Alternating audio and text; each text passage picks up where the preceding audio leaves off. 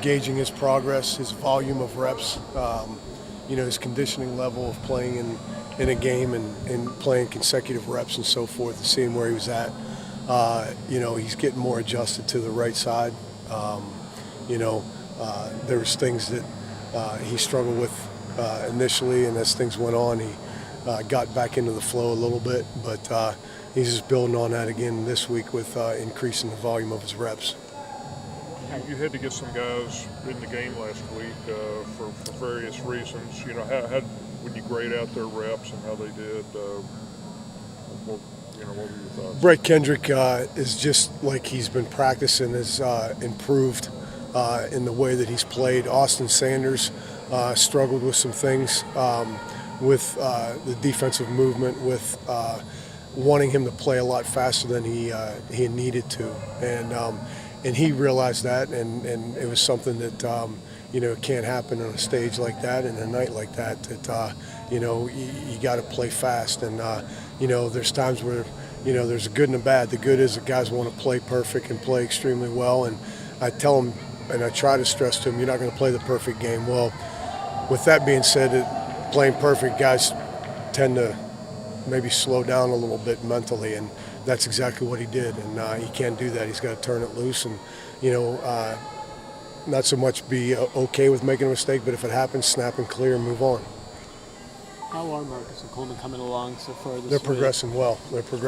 They're each and every day. It's looking better and better for them. Don, if you do have to break in a couple new guys, just what's your confidence level in some of those guys that maybe haven't gotten a lot of work until last week? Confidence in Brett Kendrick with, again, the progress he's made up to last week and just some of the things that he did in the ball game. His mental state is really good in terms of understanding what we're doing, and he's one of the smarter guys in the room and does a good job of that. So the confidence in his play has been really good with what he's been able to do in practice. Now it's got to translate into the game more on top of that, with some reps that he got last week, and there's things that he needs to improve on. Working some guys at some different spots. Wiseman at guard, Kerbison at guard.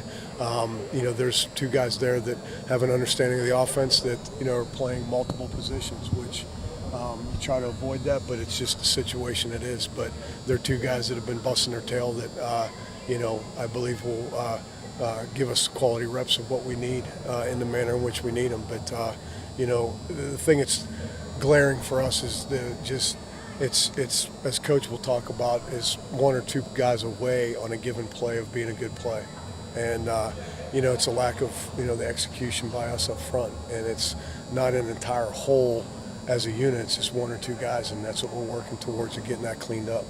If Thomas can't go, would Gilliam B slide over to that right side, or is that?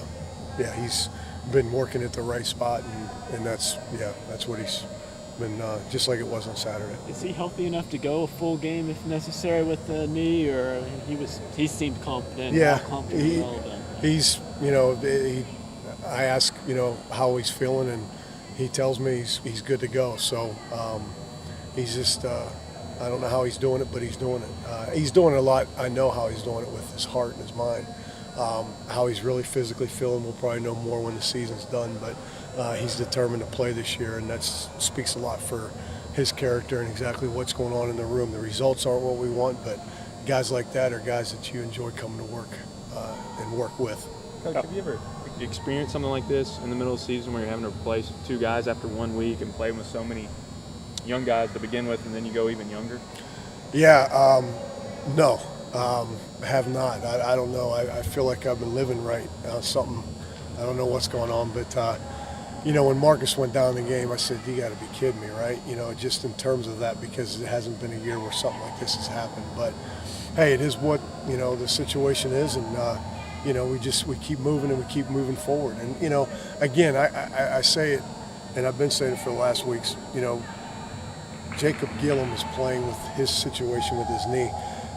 People don't know this, but Coleman Thomas got rolled up on the second play of the game. He played 29 reps after that with a heck of a rolled up ankle that refused to come out of the game.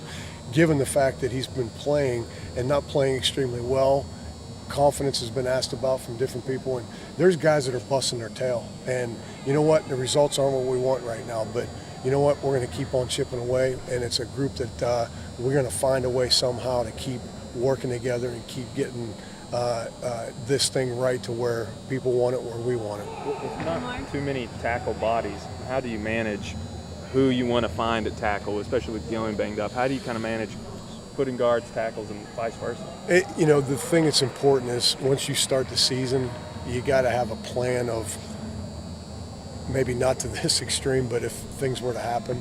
And offensive linemen, the two things that are key are smart and tough.